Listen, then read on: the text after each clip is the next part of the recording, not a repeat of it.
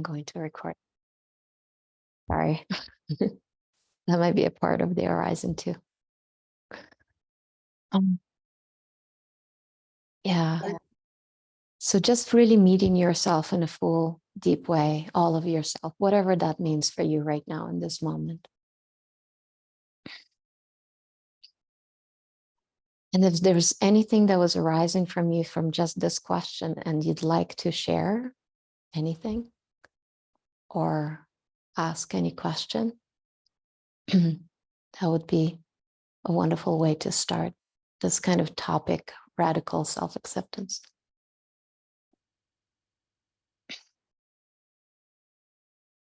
Welcome to whoever just joined. Hi, Lauren. So anyone feeling like they have something to share around welcoming all of ourselves into life?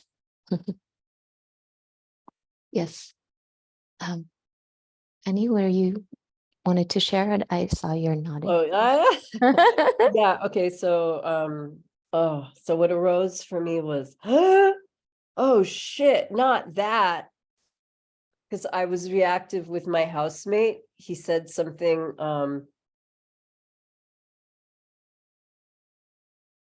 yeah, and I was like not only reactive, but then another part of me was like kind of proud of myself. And I'm like, oh, like, oh, all of that.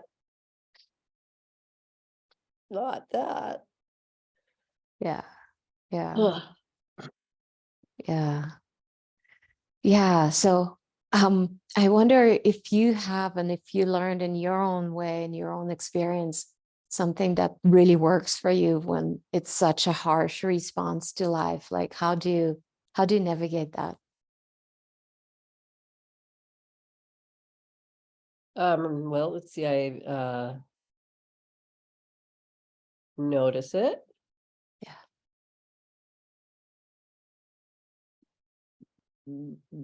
Feel myself in my sits bones in my body, breathing, allowing the whole thing.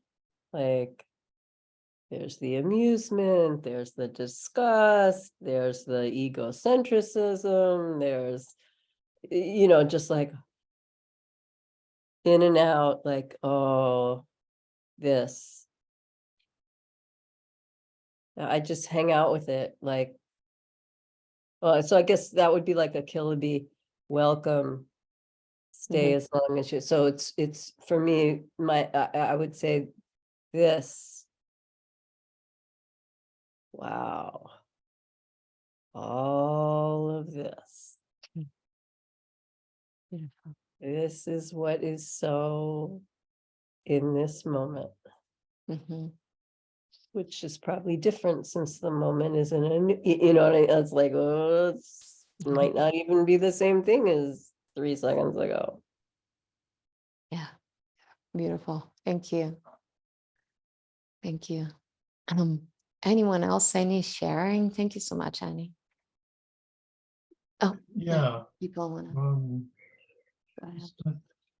Yeah, I was feeling a little bit vulnerable anyway, and I didn't want to expose that. Or vulnerability I didn't want to expose. But as I went further into it, I was surprised to see sadness there. Quite a lot of it, actually, if I really let myself feel that. Yeah.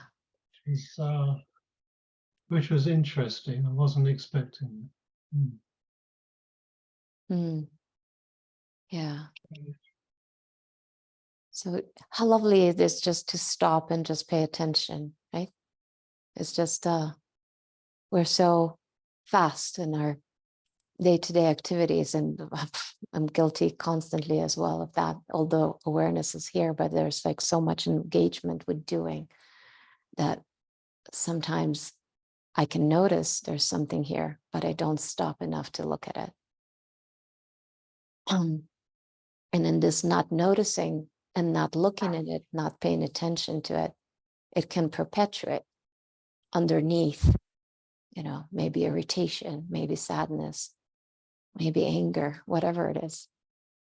But if just for a moment we just acknowledge, sometimes all it needs is that one moment to really acknowledge, okay, like welcoming all of myself.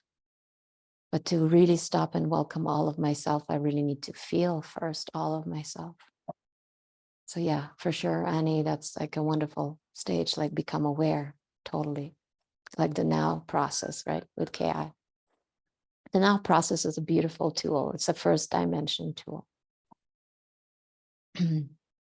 But as you're saying, David, was so nice to just like, well, to notice there is something very vulnerable here that was looking for attention.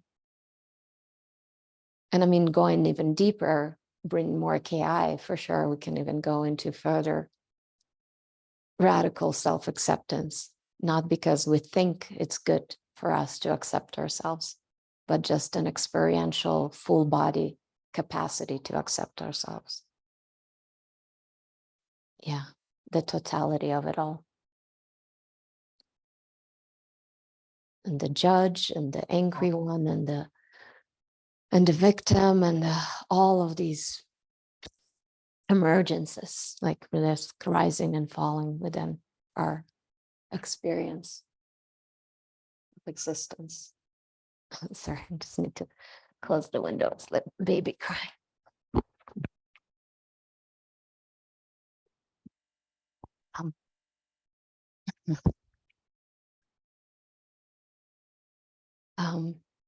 Yeah, and this is an interesting example of baby crying, right? It's like, what is arising here? And can I meet that fully? So usually when babies cry, we get like really irritated, especially when our babies cry. Yeah. So it's like, what is this ability to meet everything, right? It's like, well, how do we really meet everything? That doesn't mean meeting everything. That doesn't mean that we constantly need to sit in KI session. Eventually it develops into a skill of being just more present, more aware, more spacious, I would say. Yeah, much more spacious. What do I mean by that? Awareness is always here for all of you. It's right here listening. It's right here receiving my words right now. But it's this making it the capacity to not just necessarily, it's like building its aperture. It's almost like not necessarily that it's going to be just, right, there's some coming.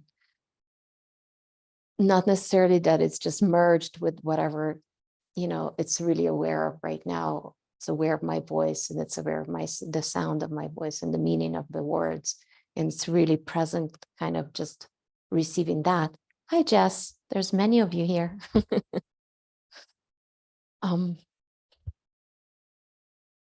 you want me to remove the other one? Oh, okay. It's all good. Yeah, but it's just this capacity, what happens with KI and what happens with our intention, right? To grow our capacity to be more aware, like I would say, what the word I'm looking for? Yeah, expand awareness. That's the word.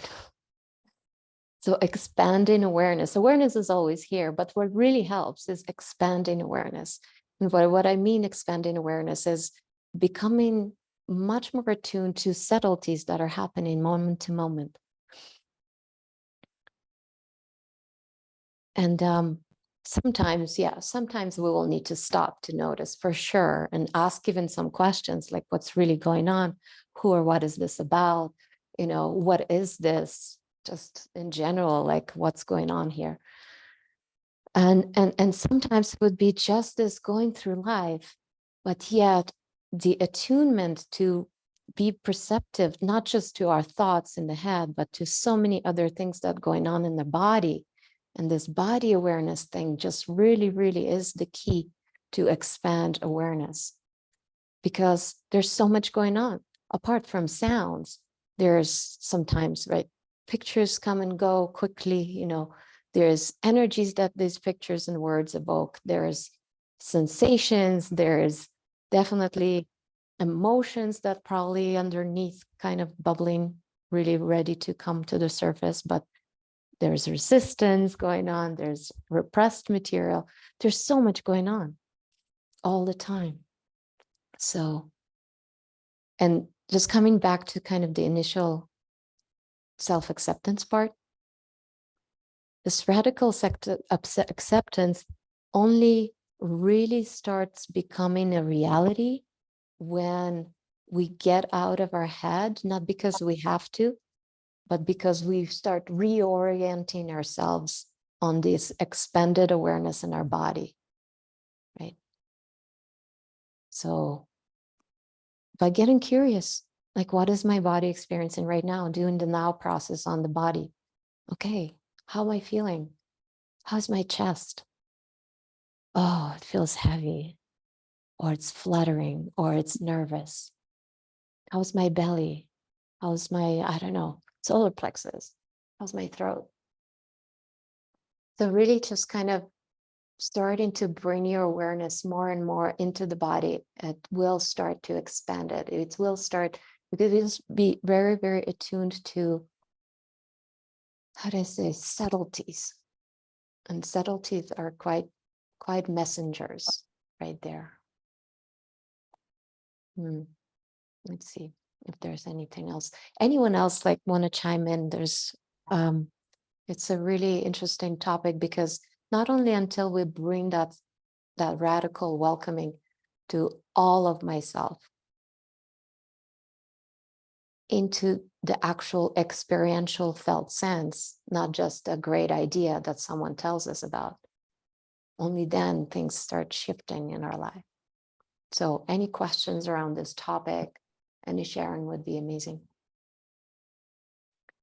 And by the way, I have more time today. There's no more training right after, so we can stay a little bit over.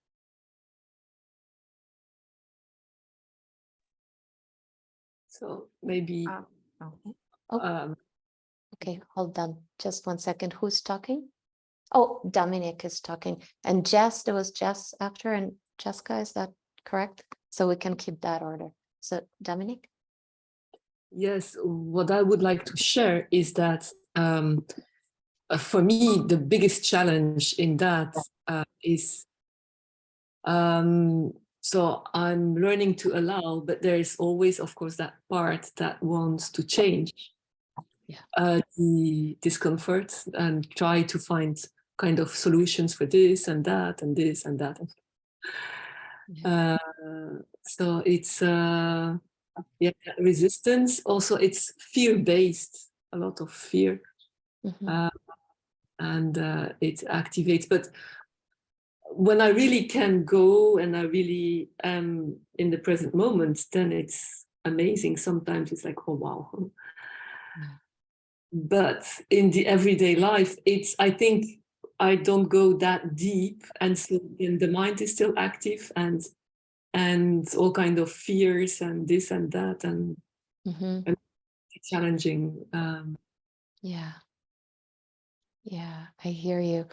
You know, I mean, this, like, I can no longer keep just this conversation just first dimension and second dimension. I have to weave in here the actual need to also process that fear, and which brings me to, you know, repression work.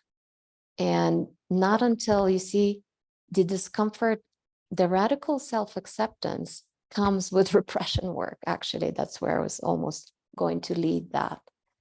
Because, and it's not like, I'm not saying, you know, you immediately need to plunge into it. You have to get ready for it. You know, you have to get the resilience of the awareness piece, you know, the second dimension work, really meeting all those parts. But there comes a time where we start noticing that the discomfort and the fear and the overcompensation in the mind that happens throughout the day, why it's not restful, it's because the engine is perhaps the frozen fear that, you know, that is still haven't been unpacked or some repressed emotions that still unconsciously repressing the full expression of you. So how is this relates to radical self-acceptance is that first we need to go into those darker places and really accept them for what they are. Be the shame, be the rage, be the disgust, be all that. And then by being all that, no longer they are like under a pressure cooker that creates all these effects in our daily life, but they can slowly start spreading out throughout the whole body, and which our body is permeated by awareness. So it's just eventually it all goes back, energy goes back into source. Nothing goes back into nothing. It expresses itself, it lives itself, and just kind of transforms itself, transmutes itself.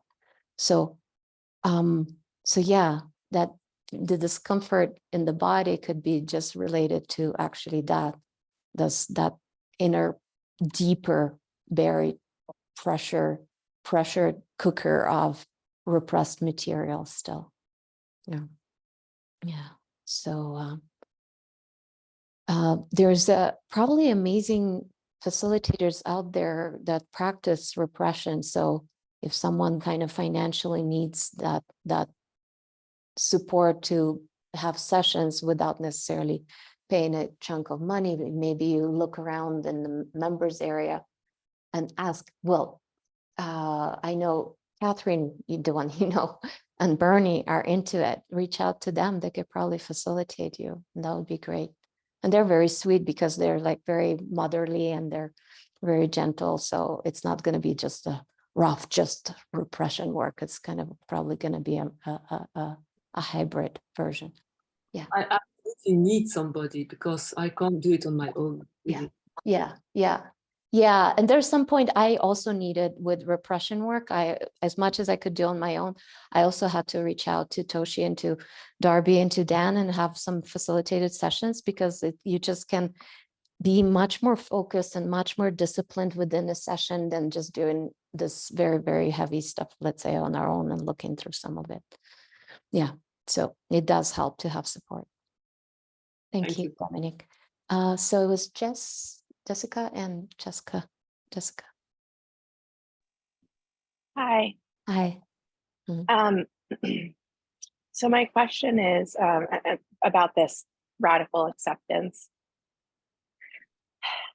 What about the things that we don't like about ourselves? Like, I have very selfish tendencies and I can be very loud and abrasive, and maybe I'm not aware of the people around me. Maybe is this because I haven't done enough work on my shadow to see those things? And do I radically accept the things that I really dislike about myself and just sit with that? And I guess that's where I get stuck with the radical acceptance. It's like these are things that I don't want to necessarily continue into the future. Yeah. But how do I accept it without then making or feeling like it's okay? Anyway, Yeah. thank you. For sure. Yeah, it's a great question. Yeah, it's when we hear it, like, it just doesn't make any sense because there's so much we want to change about ourselves. That's the whole purpose. We've been probably trying so many things before this particular method, which is completely opposite to it's counterintuitive to, because we want to push everything away that is not so nice about us. And of course, there's resistance. That's the whole mechanism had been developed over years and years, right?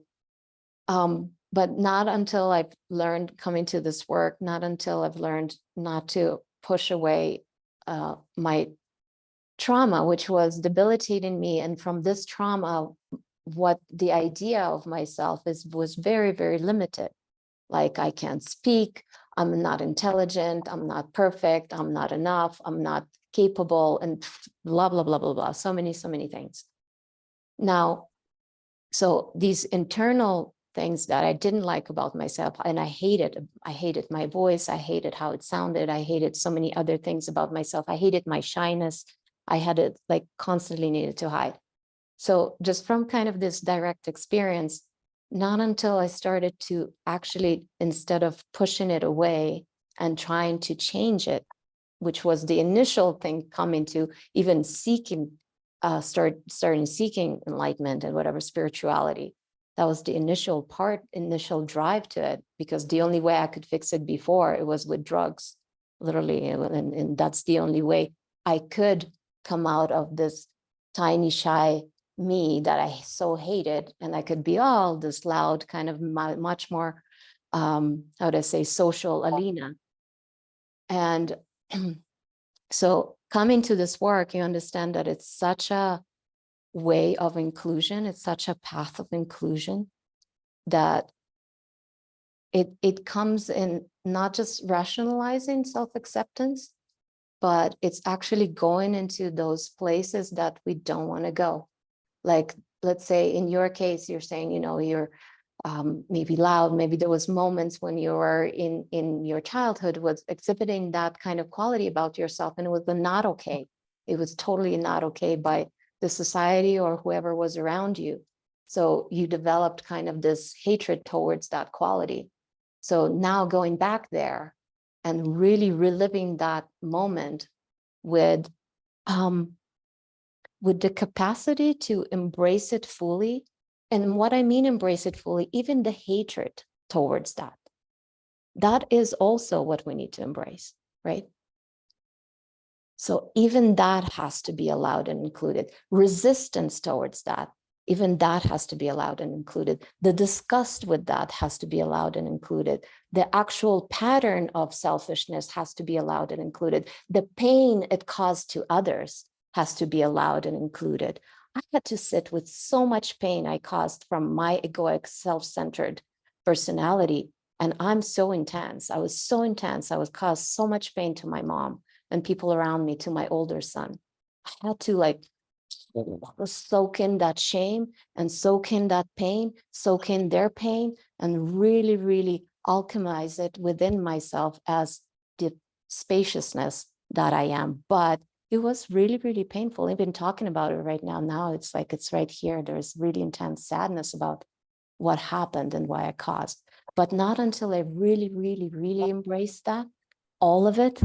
That's why I'm saying that this expanded awareness, this capacity to allow all of it, the hatred and the need to change and like all, like, you know, you probably know in your direct experience what it is.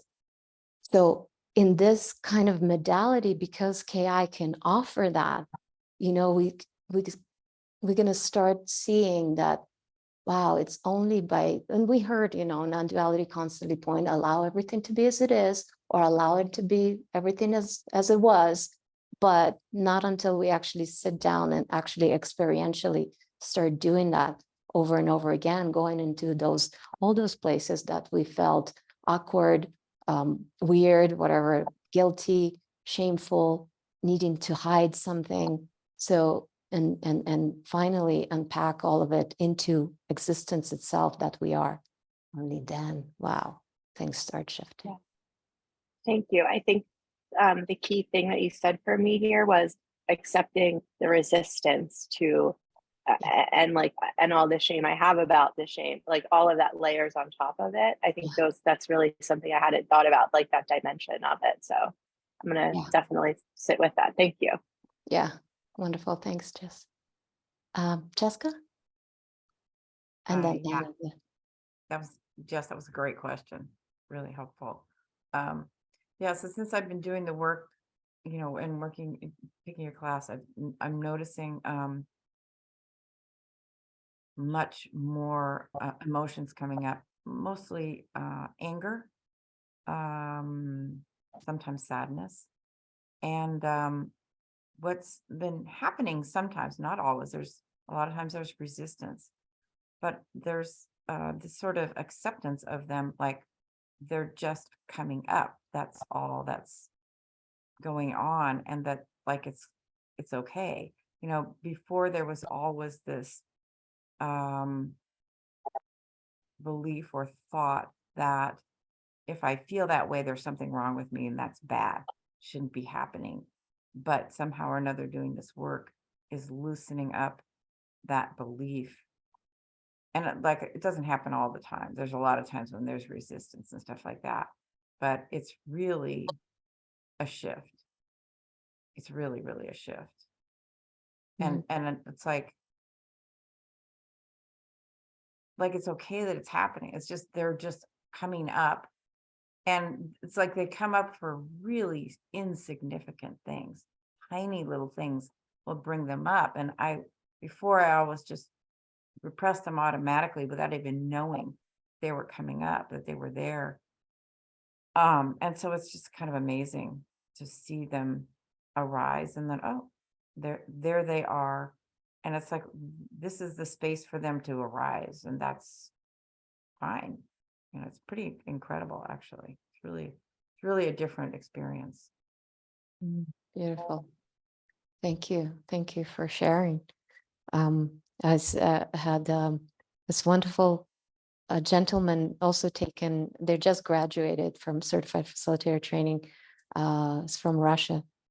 And he was very young and very non-duality, very meditative, and came in like almost meditation was his guard.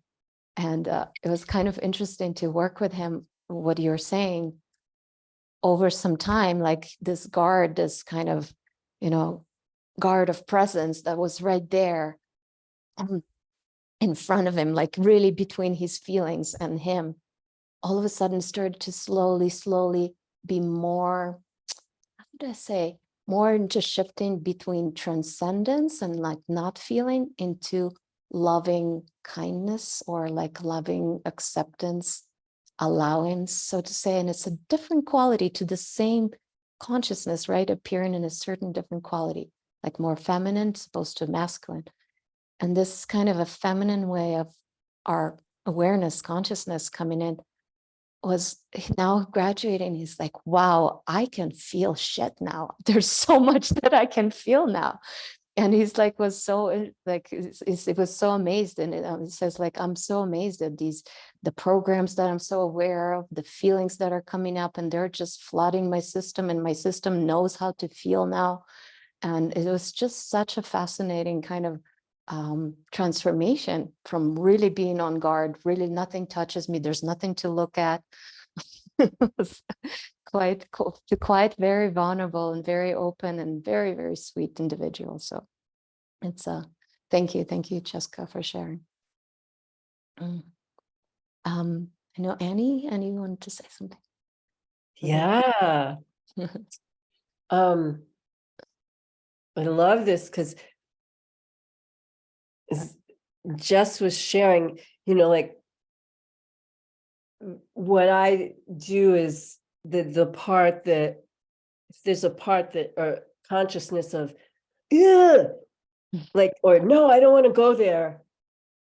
It's like a keto, it's just like, oh, it's just loving that too. It's like I have this really strong mother, like one of my favorite times in my whole life was when I nursed my son for the first couple of years of his life. So, and I can actually feel like my eyes that look like an infant picture of me, like this, like delightedness, like, oh, selfishness, oh, narcissist. Like there's a way, like there's a way to invoke this like delighted mama energy for the newborn towards like, oh, I mean, it's not always there, but definitely with the part that's like, fuck, I don't want to go there. Like, oh, like I don't need to like go there. I can just love the part, just make room for that, and everything, you never like force is never necessary. And I was a face puncher, and I mean, I was really out there with my violence towards myself. Fortunately, not ever to my son, but I mean, I was just like the in me, like the disturbed mind, was just so strong. And I mean, I didn't do that a lot, but that's, in terms of but I mean, that's how just like fucking out there that I got in my mental disturbance, so I'll say this, like, wow, there was some consciousness in me from when I was very little that loved self-injury. Just like, that's kind of, it just habituated to that. I could say, oh, and this is why, but no, like, okay, yeah. Just like, I love to laugh. Are they any, like, is there a way to like, this is more of the masculine, the more even, like, just looking like, wow, is it really possible that the part that the laugh and the self-injury could actually be viewed through the same eyes? Yeah. Beautiful. That there isn't a hierarchy. I mean, like, kind of, we know there is, but really you know what I'm talking about. Mm-hmm. Mm-hmm. Yeah. Yeah. Beautiful. And it's a great reminder because here it is, like our true nature is, it's not discriminative. It's not loving one thing more than another or accepting one thing more than another. So it's with its capacity, bringing the first dimension into this work, meaning just bringing awareness into this work that is always here, but now we need to find a different quality to it.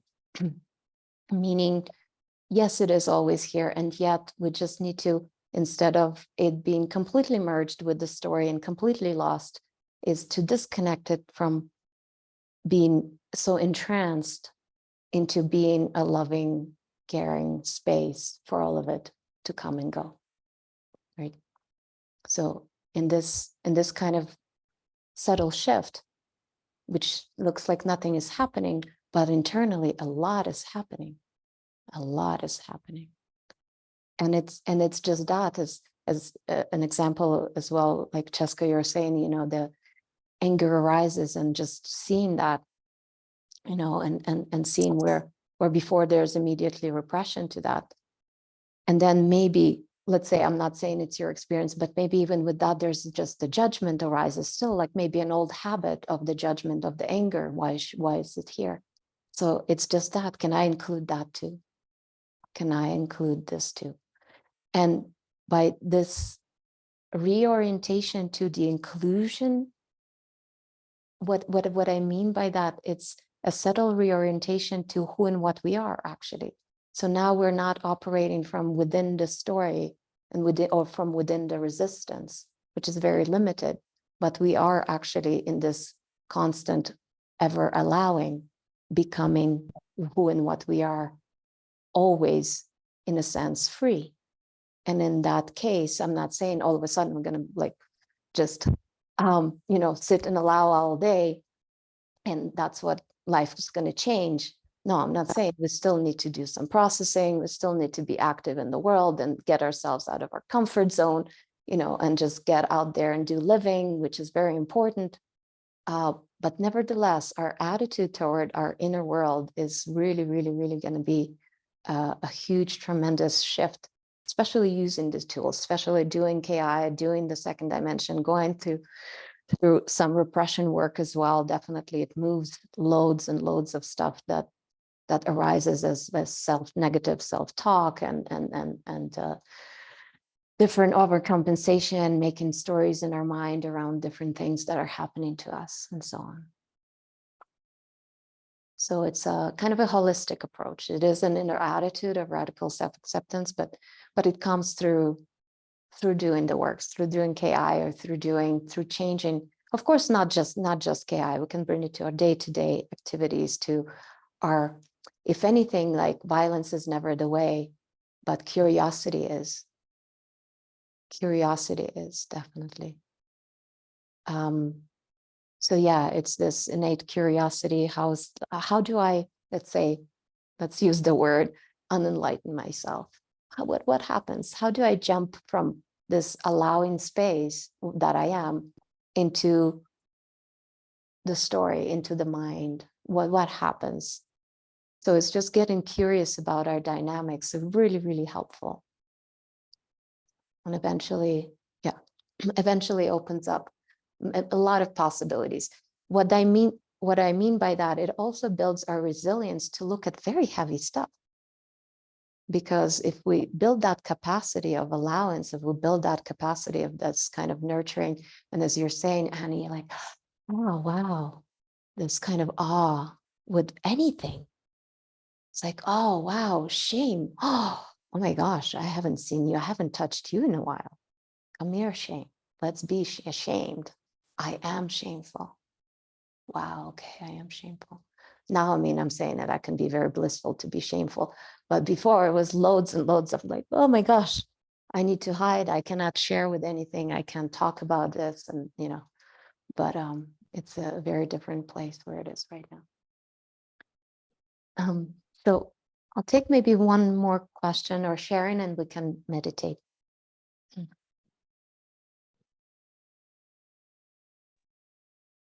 So maybe I will try to express one or two things. Yes. I think it was yesterday. Yesterday, I discovered something in myself. Not that I didn't know it before, but it was more, I don't know. I saw that there is like I don't know, a cell or a grain of self-hatred deep in myself, and it's protected from by a membrane or film, and it has a twin sister. It's the feeling of such a inner ugliness that comes from inside outside, and it was very painful, very heavy, and it is difficult to stay with it.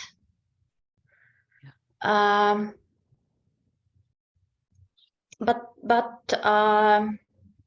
I managed yesterday. But today came another things. So everyday life frustration, and I was at a point I was mad. I thought I started walking on the walls. I was so stressed and tense, and I thought to myself, I saw that it doesn't make sense to suffer on, and I started doing it instead of sitting with it and allowing and so on and so forth. I just wanted to shift my attention to onto something else. I start learning, and what else? I took the CBD or CBD drops, and I don't feel guilty about it, because my body, my whole me was so tense that for me it was self-care and self-love in that moment. And yeah, so and what else? I wanted to say that sometimes it's really difficult to be with what you feel when it's self-hatred. Mhm. And it's not because of something, it's just such a deep feeling. I don't understand it, but I feel it so acute. And then I sometimes evoke life, love. It's a kind of prayer. I evoke those loving energy to help me, to support me, because it's too much for me. I don't know what to do, and so on and so forth. And sometimes it happens that after a while, I feel some gentle tide within myself, and I hear, for example, "You're doing well, it's okay, you're doing well, sweetie." You're talking about this curiosity, and maybe we are talking about the same thing to some extent, but for me this curiosity is tenderness, also it's tender curiosity. And when I hear such a voice, like, "It's okay, you're doing well, honey, sweetie," something like that, then I know that it's the self energy. It's awareness with this feminine quality. It's not just so, so cold and masculine and rational somehow. Yeah, it's yeah. And the last thing, I was cycling to school today and crying on my way, and I just kind of prayed, okay, I understand that the suffering is my safety, but listen, my suffering, and I know that you are protecting me, and I'm thanking you for that. But can we find some other way to feel safe? And I gave up at the end of February. I gave up sugar. I don't eat sugar, which is for me a big wow and transformation. And because it was a substitute for love, for sweetness. And before I gave sugar up, I started questioning myself: is there any other kind of sweetness in my life apart from sugar? And I started looking for it, and it saturated itself. We were talking for some time ago about saturation, and I don't need it. I eat fruits and yeah, but no sugar, no sweets, no chocolate. So yeah, so I'm going to say that maybe also my suffering will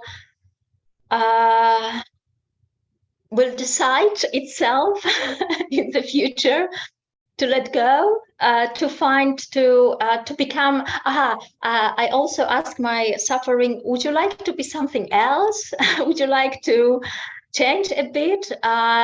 Not that I'm pushing and I'm trying to push it away or persuade it to do something, but it's more open. Yeah, I'm just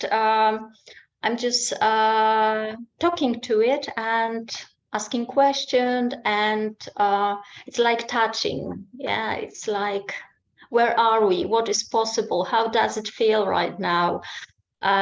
Do you think it's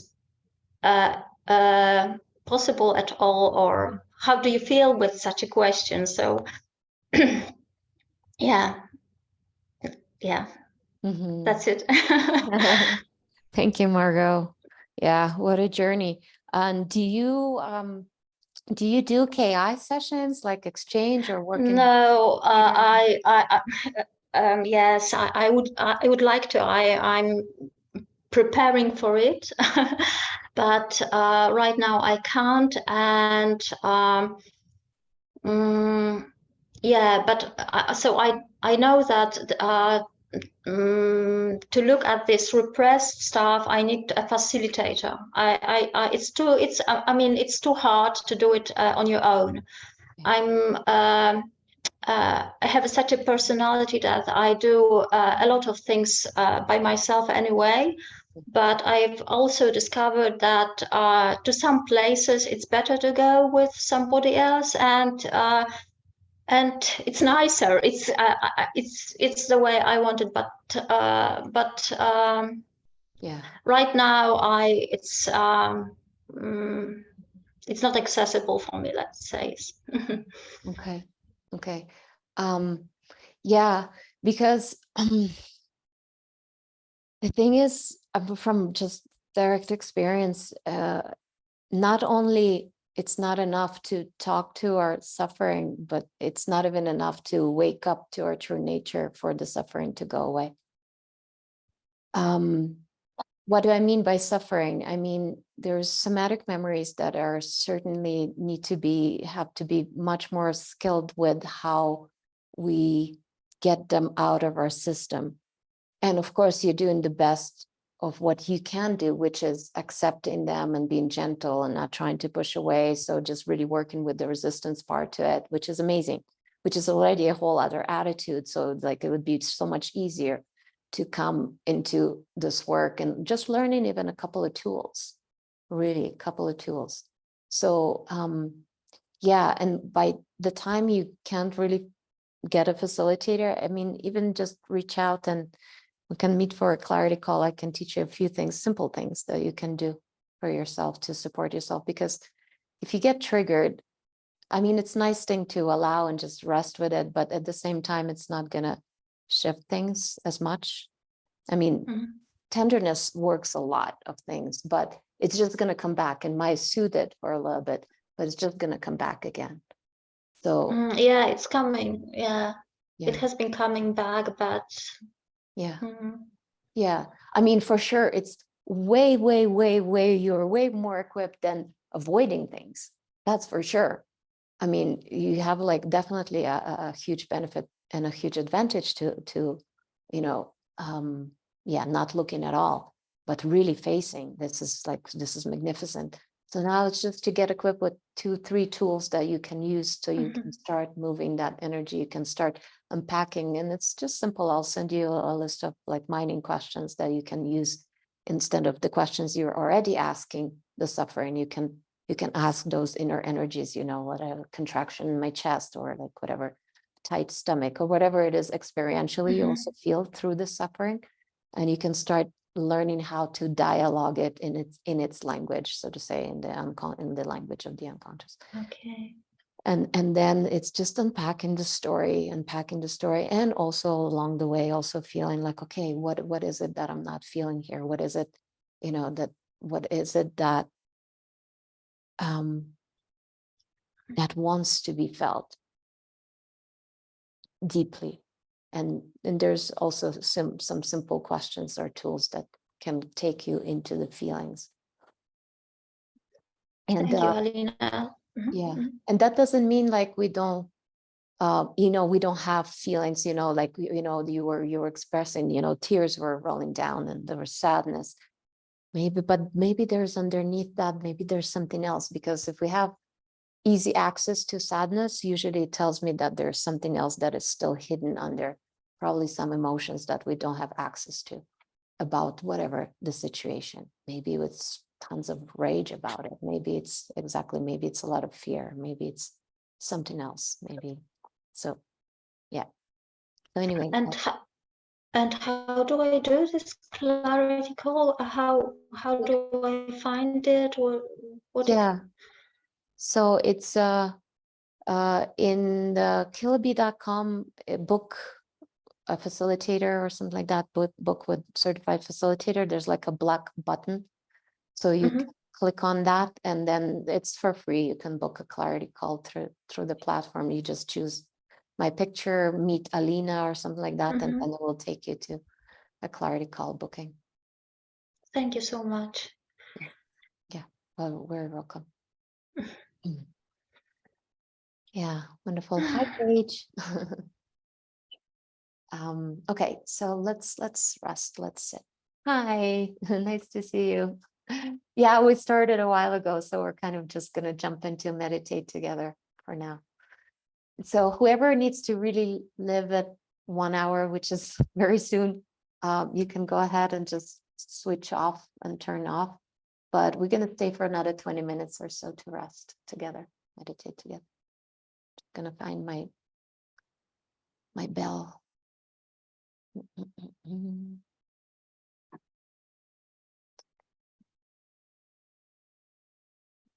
Okay. Wonderful. So if you need to I don't know, use the bathroom because it's been an hour almost, and come back, it's totally okay. We're still going to be kind of in the beginning of just getting into.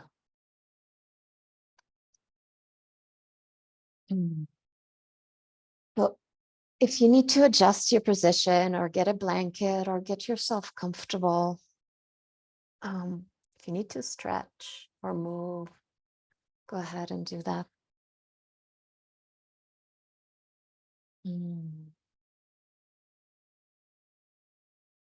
Yeah. And perhaps we can use the same theme of this radical acceptance of, in this point, at what is or what arises. And as a first dimension or meditation on those kind of practices are really good, how do I say, building resilience practice to even KI work. KI also could be a great resilience practice towards repression work and so on. So each dimension kind of builds upon each other. And yet they can also stand alone as well.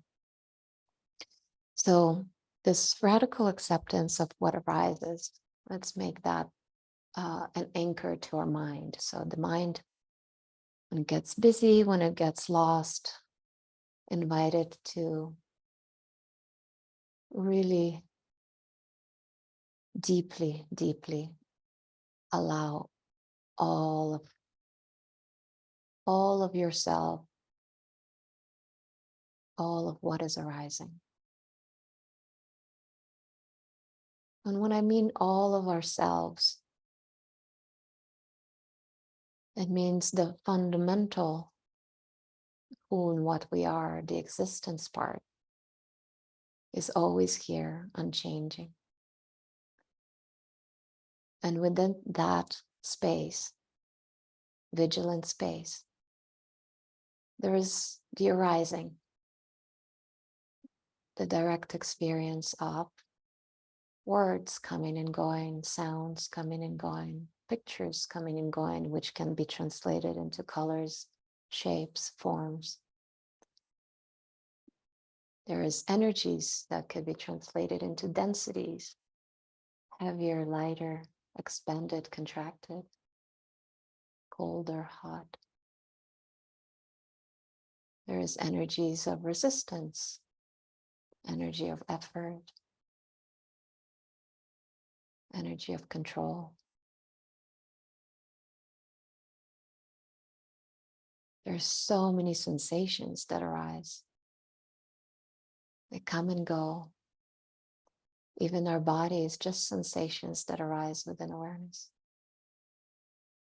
Right now, with your eyes closed, just try to notice, what does the body feel like? If you just remove the label of my body and just dive into the direct experience of sensations.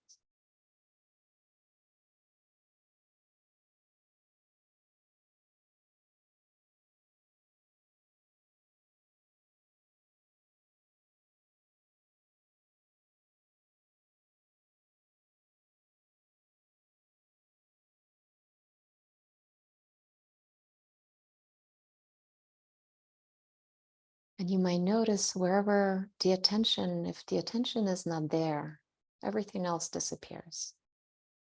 Body sensation related.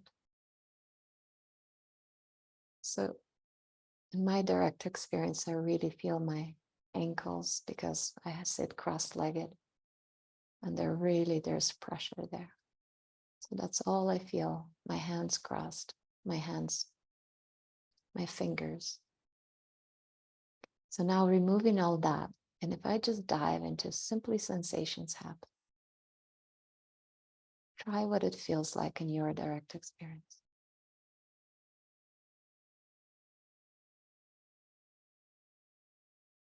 Like bringing full attention into our hands.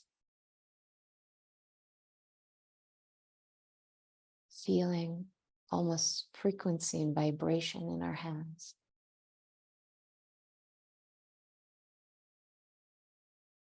So when we're fully focused on our hands, it feels like everything else, maybe if it's not a painful place. So anything without pain usually disappears.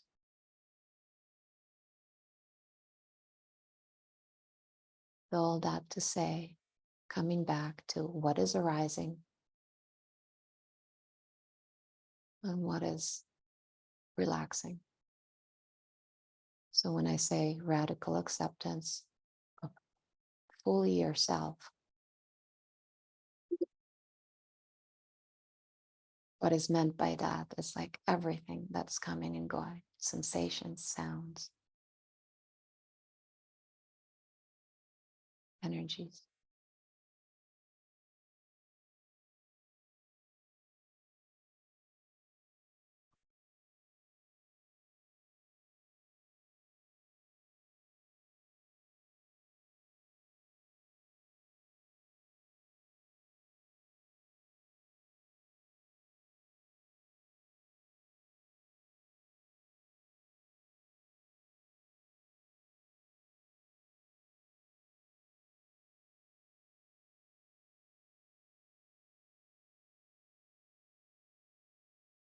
And if you find resistance to anything that comes into your experience, become spacious for it too. Meaning including that as well as the rising and falling, without the agenda for it to stay or go away.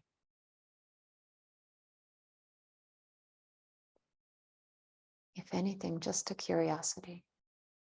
And if the curiosity could be translated into words, it would be, hey, how interesting, you're here.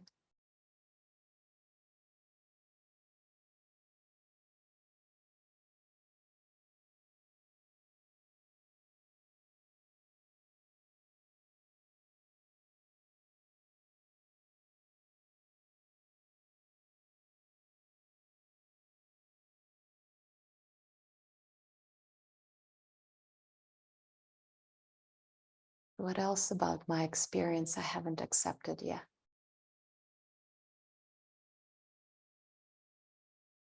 You might scan through your body and you might find some tension somewhere.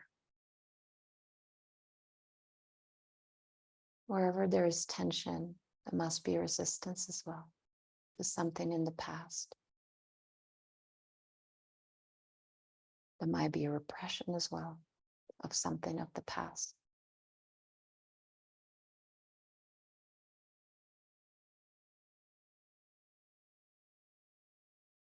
Just finding those places. What we can invite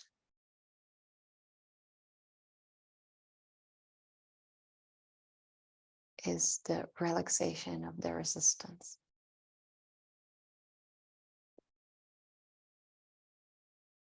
To those tensions to be in our body.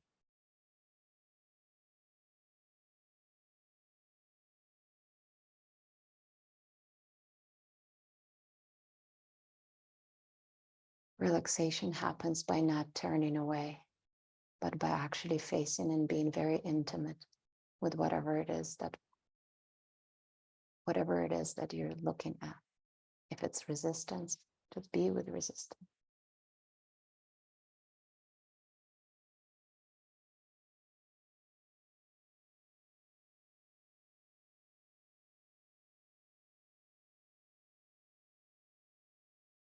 If resistance appears as a sleepiness or fogging out, be with that.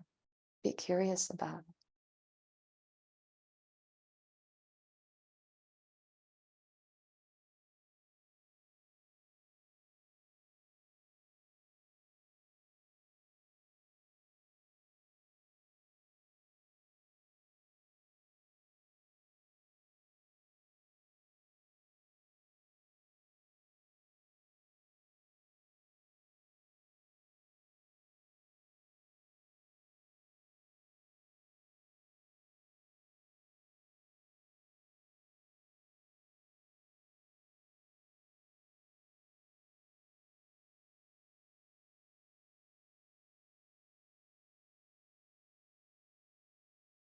So how can we be very spacious to no matter what arises?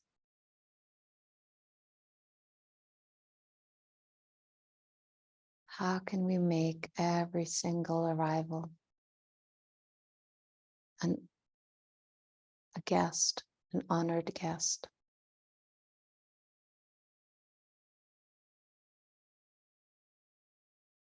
In this house of presence, in the house of vigilance.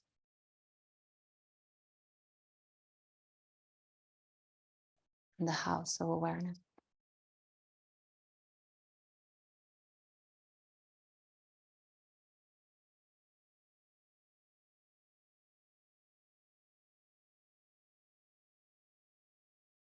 Just like an honored guest, you don't want to push them out the door. And you don't want to keep them from leaving whenever they want to. You would welcome each one of them to sit at the table.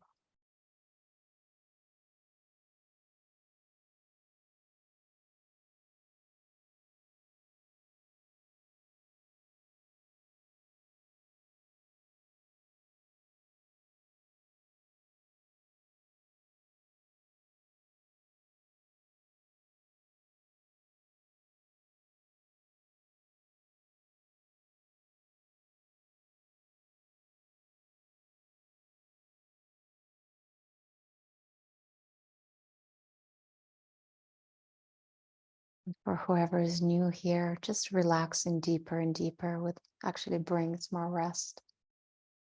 And if rest is not experienced, this is what could be radically allowed. Okay, nervousness is here. Restlessness is here. Okay, restlessness, you're welcome to be here.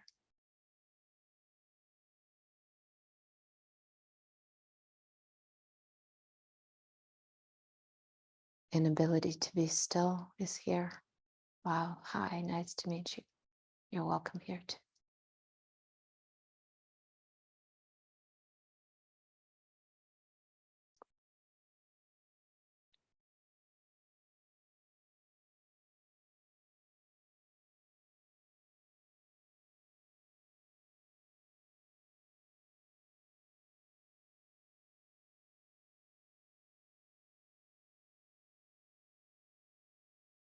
With this full spectrum of being human that arises, whether it's expanded and peaceful, or whether it's really nervous and contracted. How can I learn to not discriminate what comes and what goes, what stays and what not, what's welcome and what's not? To do that, you need to get out of your mind.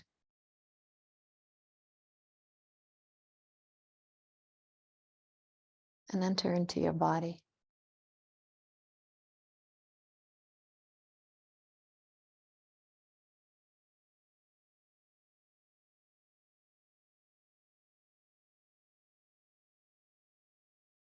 And be the space in which everything comes and goes.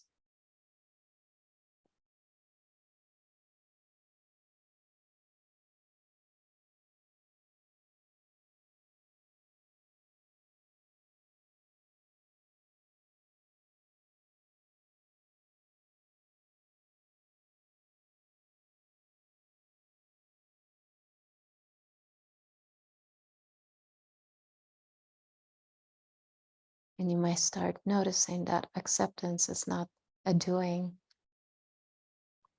of the mind, it's the relaxation of the mind and the surrendering of the mind to presence, to being. It is the being that is already always allowed everything. And it's by making that shift when we learn the resilience and can allow everything from the most heaviest to the most delightful manifestation of energies within us.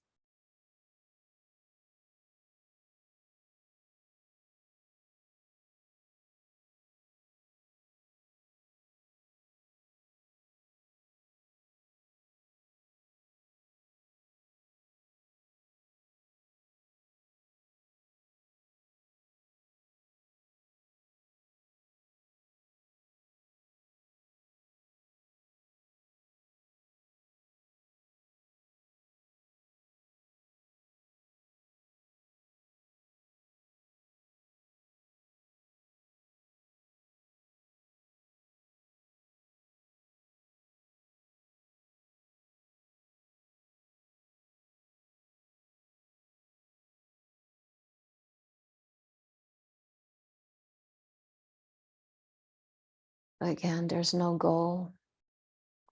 We're not trying to arrive at something very, very peaceful. If peace arises, you just, the only thing that happened, you relaxed deeply.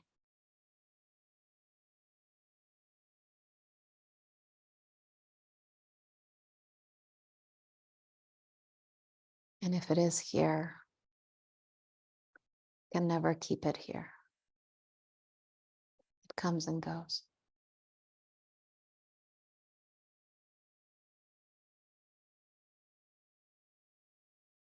So is everything else stillness or a deeply relaxed state, just as like a thought. It will come and it will go. And the more you try to grasp onto it, the less it's going to be available. The more you relax, the more apparent it becomes.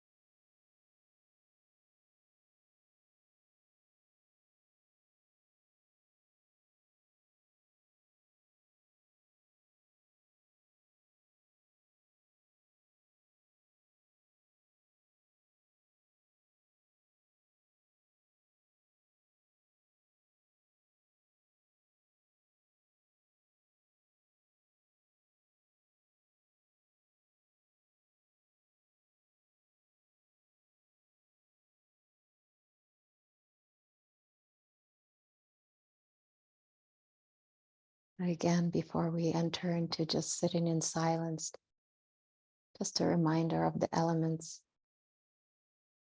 Deeply relax physically. The more immobile, the better. Not moving. Stillness is going to invite more relaxation of the mind. We're not trying to stop the mind. If anything, is to remind the mind to allow everything as is.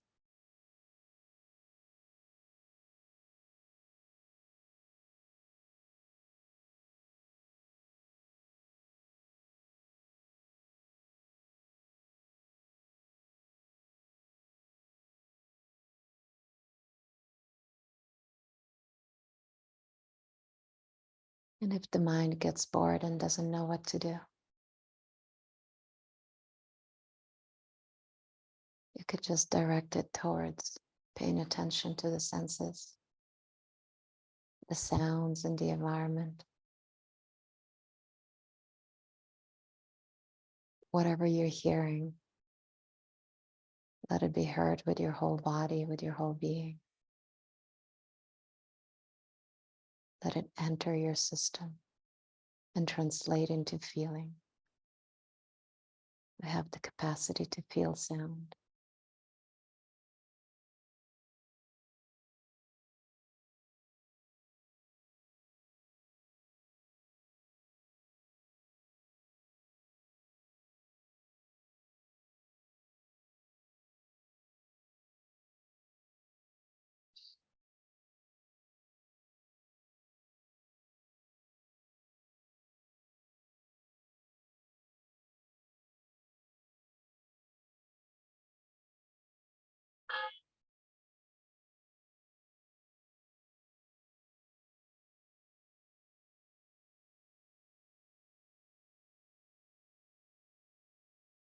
We're just going to remain in silence for about 5 minutes or so.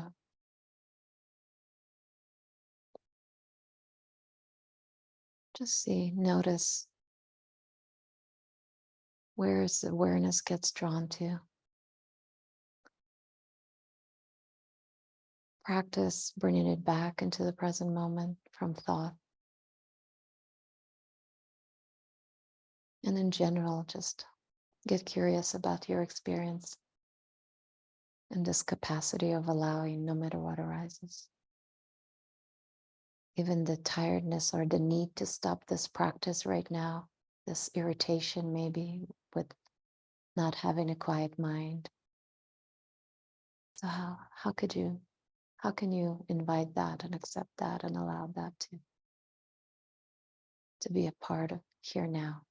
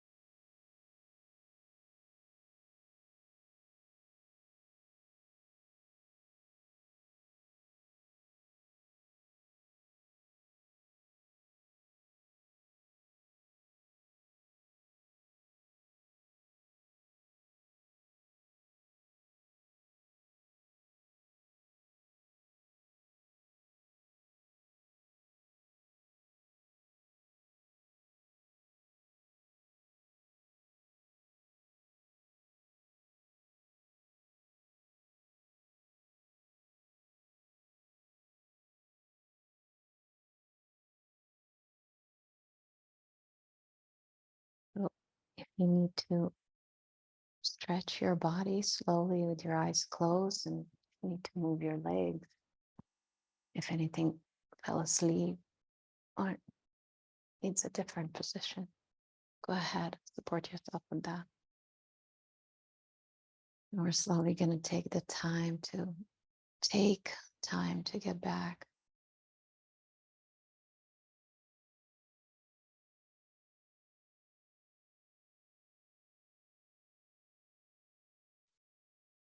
And before opening your eyes,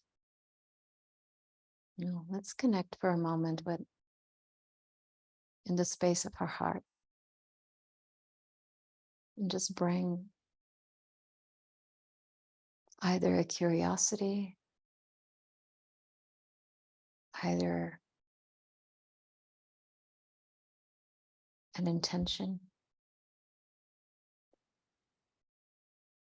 around and about this radical self-acceptance that we're talking about. Again, not through our minds won't understand that, but through the radical direct experience in sessions with using the KI tools, using repression tools to meet all parts of ourselves in this path of inclusion.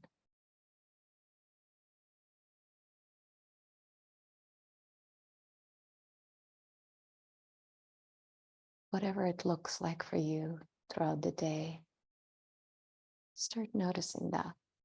Start noticing all the ways you don't accept yourself.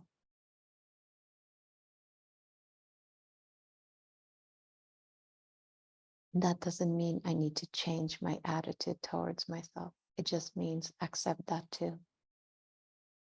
This attitude of wanting to change oneself, and accept the next layer and the next layer underneath or above or beneath that.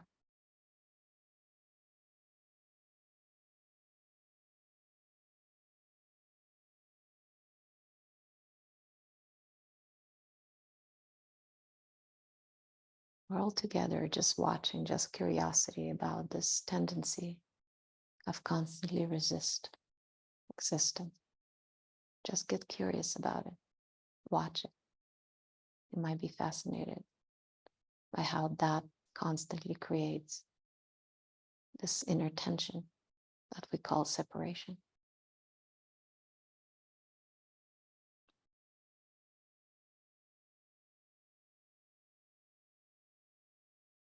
So let's fully start to come back a little bit more into the main room with your eyes open, slowly at your own pace.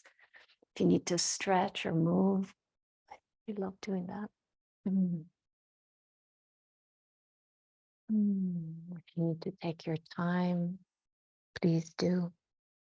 I'm not rushing anywhere. So. Hey, thanks, Paige. Thank you, Renee. Beautiful. Anyone wants to share, or if everything is really nice and calm, it's also okay. But if anything feels like sharing a little bit, thank you, Sylvie. Philip or someone? Oh no, sorry. Sorry if I called your name and you didn't unmute yourself. I just saw something.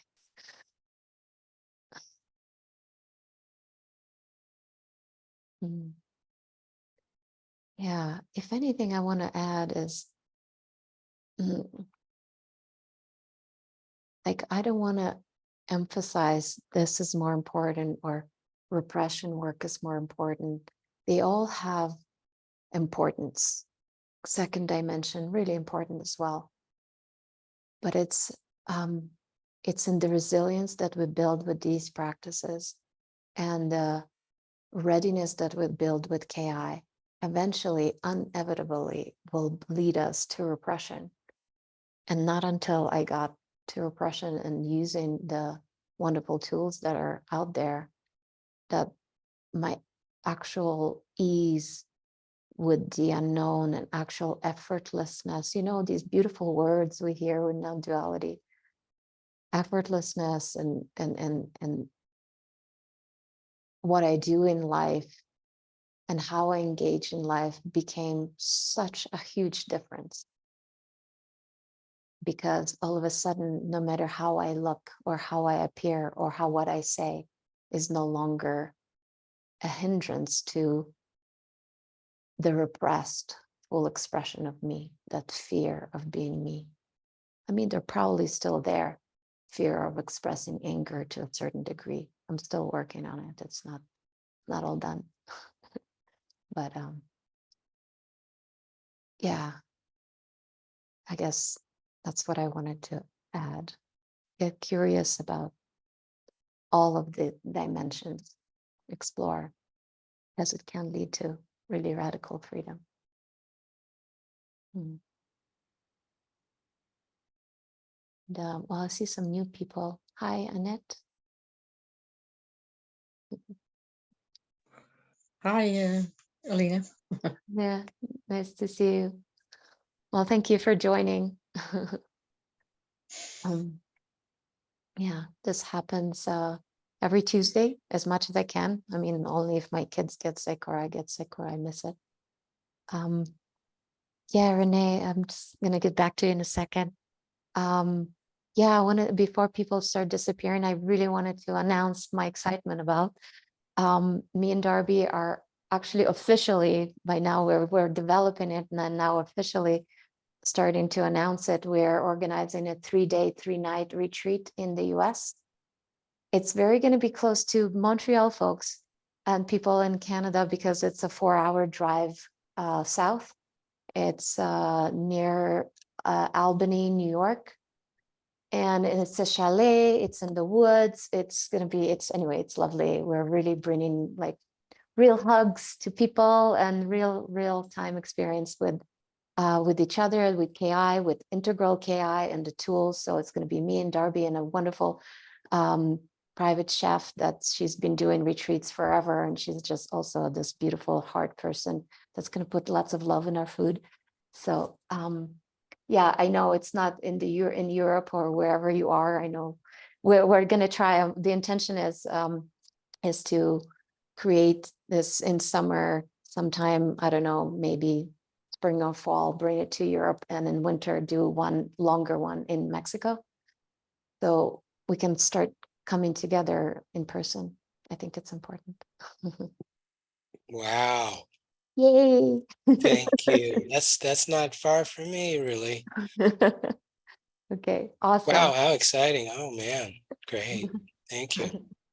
Awesome. Yeah, we're gonna share more information on members area. I'm working on a website, kiretreat.com. So that's gonna be great. Renee, yeah, you wanted to share something or say something. Hi, that's beautiful news. Thank you for sharing that. Yeah. There's just so much transformation going on here right now. So all these new birthings of opportunities for all of us is just a really great way to introduce it and look at it, because there's so much fear around change, and it's inevitable. I mean, that's one thing that's always here is change. You know, there's no two moments that are alike. There's no 2 days that are alike. We're not alike. Even in our feeling of waking up per day, you know, you might think it's like the same as the day before, but it's not. So that's really great news. What I wanted to say was just around the love piece, that coming here, when I came here, there was very little self-love. There was a lot of awareness, but very little self-love, and the awareness was around safety. And I wouldn't have been able to say that when I came here. I thought there was self-love, and my awareness was around that, I would have said. But I just wanted to say that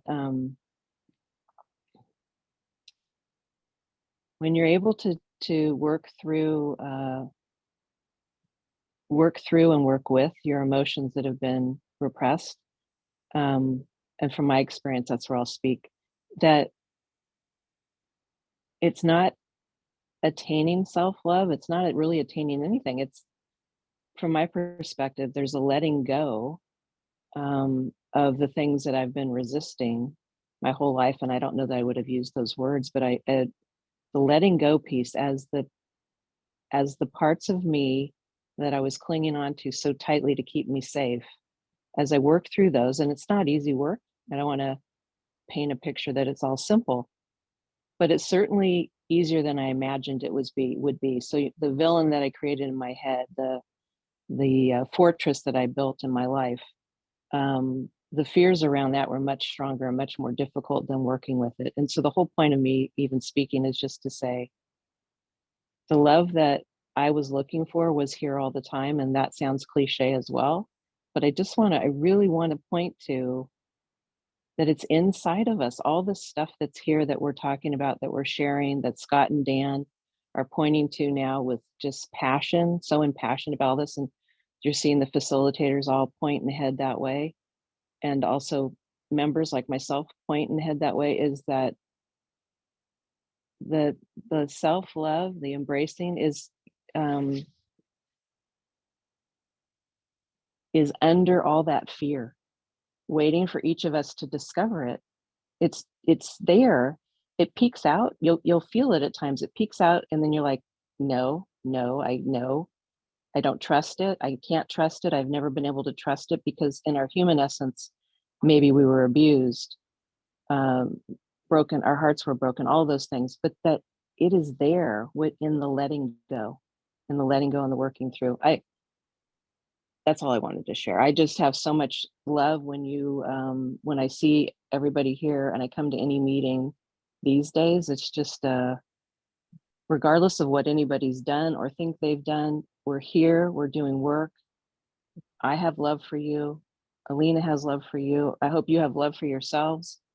And when you can embrace what you are and be open to what you are going to be and what you're going to discover, because that's the whole lifetime. It's not a 5-minute thing. We don't just do a couple things and figure it out. That it's just such an exciting time. The whole thing's a birthing. And even though my years on earth is 63 years, that doesn't mean I'm old. I am young in this work. I am young. I am vibrant. I am excited. And I have so much passion. I have so much more passion and enthusiasm than I do fear. And I'm not saying fear is not there, because I'm fucking human and we're afraid. But what I'm saying is, I'm not as afraid as I am brave. I'm not as afraid as I am solvent and aware and hopeful and excited and loving. So thanks, you guys. Great Wow. meeting. Thank you. Thank you. Thank you so much, Renee. Yeah, what a beautiful ending. Yeah, exactly that. It's amazing. It's quite amazing what you're pointing out, Renee. It's just years ago, right? And it was really stepping just first days into the training. And I remember hanging around in resistance and awareness to look at things. But then when I really got it, what I got, like, wow, I need to go into all the places I was so afraid and all the places I was so ashamed as a kid, and just really going there. It was, and now we even have more amazing tools to really uplift that and really work with the fear and the frozen fear in those moments of not being able to speak up to my mom and to really like to ask for help or to anything, to do anything, frozen. And it's quite fascinating, right? When we, as Renee is speaking, when we really go through those layers of frozen fear, especially that child fear, because when I work with frozen fear, it's really has this distressed child energy to it. It's not the the spacious awareness that has no fear at all, but no, you really have to go into those pockets. And the beauty is that I no longer kick myself into becoming something. I'm marveled, and I'm always seeing being birthed or whatever manifested. It's like, wow, amazing. Like this retreat right now, I'm so excited about it because I've been wanting to do retreats for like forever. And of course, there's all these sabotaging energies that, oh, you're not good enough. What are you going to do? How are you going to lead? And what are you going to say? And all these things. And now it's like, yeah, hell yeah, let's do this. Let's just be together. And whatever needs to emerge as a speech or a talk or whatever, pointing will arise. I mean, for sure, there's going to be structure to it. It's not as like, but still. Yeah, it's at the end of July. So it's July 28th, which is Friday, Saturday, Sunday, full Sunday up until Monday. So whoever can stay, the Sunday to Monday, which is 30th, 31st of July, is going to be an optional add-on. So not everyone could do all 3 nights because some people are working, but it's Friday, Saturday, Sunday, and half Monday. So it's either 3 days, 2 nights, just the retreat itself. And then it's just like more chill out time. Let's get together. Let's be together for another night together. Let's spend some time by the fire without much structure. And that would be just add-on to pay for the food and the lodging. That's all. Yay. Cool. Awesome. Awesome. All right. Thank you so much, everyone, for coming. And yeah, and looking forward to see you next week, whoever shows up. Thank you. Goodbye. Thank you. Thanks, Alina. Thanks, Alina. Alina, Take is care. it the same link every week? Yeah, it is the same link, the same time. Okay, so I can also invite a friend. Yeah, yeah, for sure. Yeah, it's a wonderful introduction to this work, for sure. Yeah. Uh-huh. Yeah. Okay. Thank you. Thank you. Thanks, Lena. Yeah, bye. Margot, yeah, Bye. let's get together. I'd love to support you. Yeah. It's so good to hear. Yeah. So thank you for the encouragement. Yeah, Yeah. Thank you so much. okay, bye. Bye.